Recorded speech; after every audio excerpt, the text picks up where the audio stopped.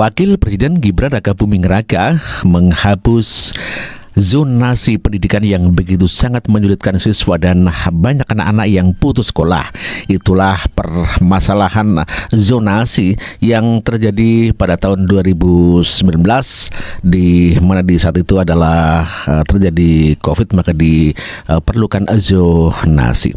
Dan sekarang Wakil Presiden mengusulkan dan menghapus zonasi pendidikan. Kita dengar pernyataan Wapres Gibran Rakabuming Raka. Hanya kemarin pada waktu rakor dengan para kepala dinas pendidikan itu saya sampaikan secara tegas ke Pak Menteri Pendidikan, Pak, ini zonasi harus dihilangkan.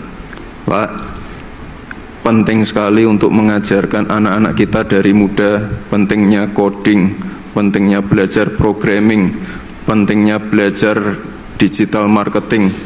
Karena sekarang kita tidak boleh ketinggalan dari negara-negara lain. Dan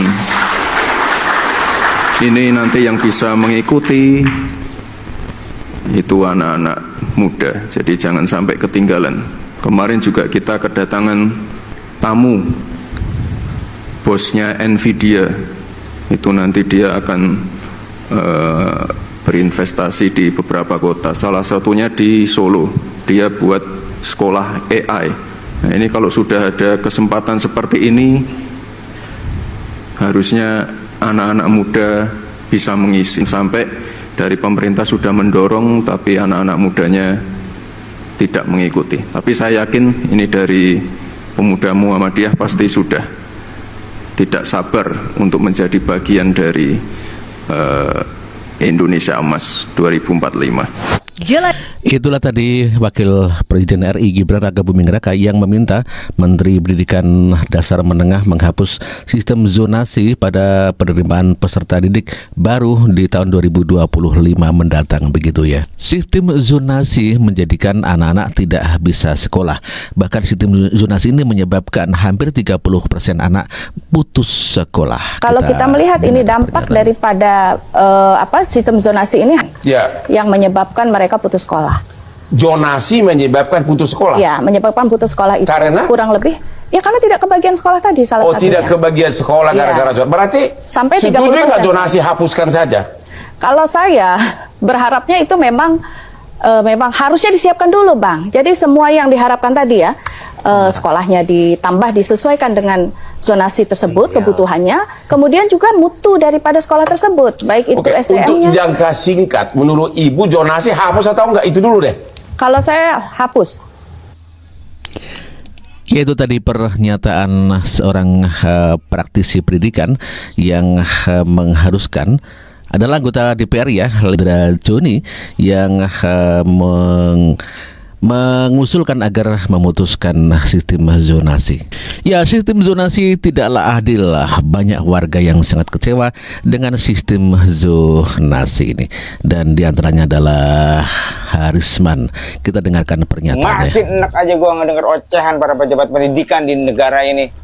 Zonasi dibilang memenuhi azas keadilan. Keadilan dari mana? Itu orang-orang susah nggak mungkin bisa beli rumah di pinggiran sekolah. Orang-orang susah itu nggak bisa berada di sekitaran sekolah bagus. Sekolah-sekolah negeri itu adanya di tempat-tempat yang bagus. Lu pernah datang nggak kalau di kota-kota? Nggak bisa orang-orang itu beli rumah di sekitaran SMA A gitu. Nggak bisa, bos. Lu bilang azas keadilan.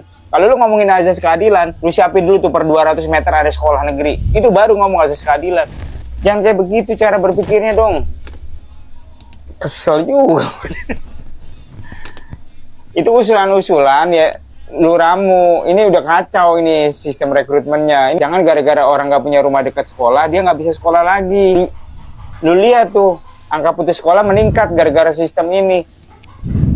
Udah zonasi 50%. Aduh, gimana cara ngejelasin ke orang-orang seperti ini ya? Mereka udah terlalu buta kali ya. Dia menganggap pandangan dia paling bener. Ya begini jadinya nih. Kesel banget gua. Makin enak aja gua ngedenger ocehan para pejabat pendidikan di negara ini. Itulah curhatan seorang warga yang hendak bahwa sistem zonasi tidak keadilan ya. Sebelumnya Bang Novel telah memerintahkan untuk menghapuskan sistem zonasi atau bubarkan sistem zonasi itu. Dan Bubarkan sistem zonasi. Harus dibubarkan yang namanya sistem zonasi. Harus dibubarkan. Dengan dibubarkan sistem zonasi, kalau pemerintah bilang kita kekurangan sekolah negeri, ya udah bekerja sama dengan sekolah swasta. Persamain modulnya. Kalau mereka yang tidak mampu masuk sekolah swasta, gratiskan, anggarkan. Gak usah anggarannya untuk membangun sekolah, tapi anggarkan untuk mereka sekolah. Sehingga apa?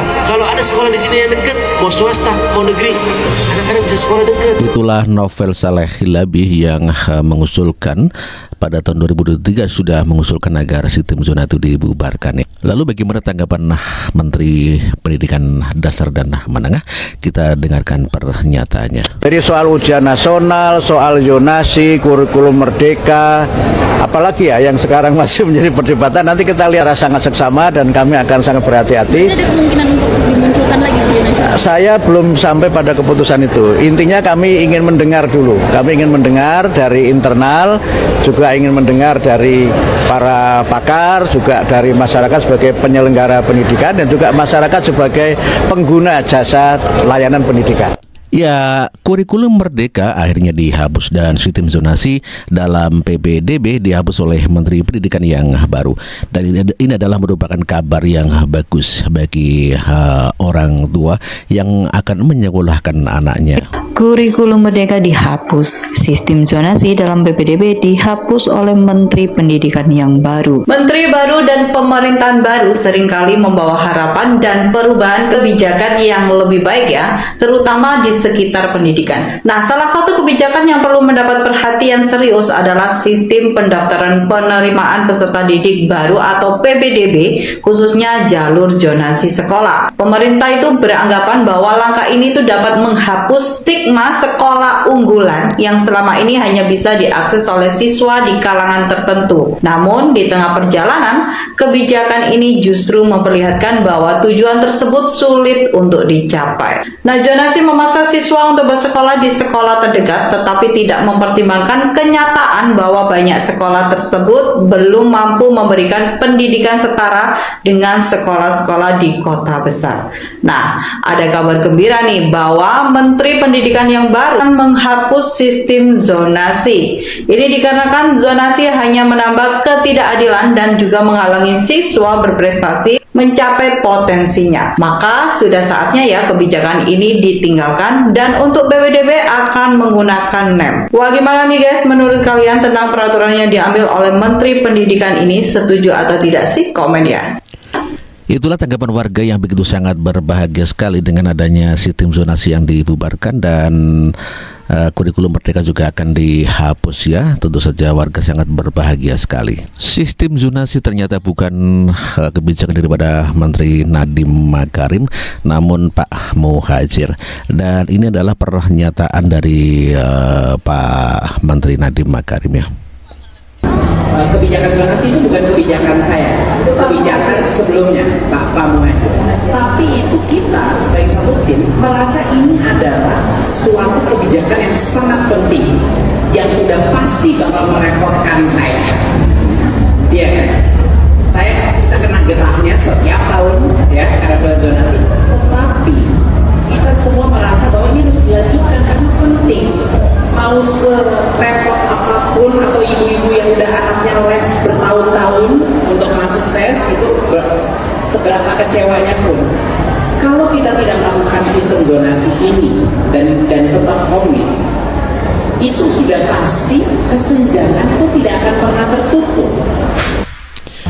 Itulah Menteri Nadiem Makarim pada saat memberikan penjelasan mengenai program pemerintah tentang PPDB mengenai zonasi begitu ya.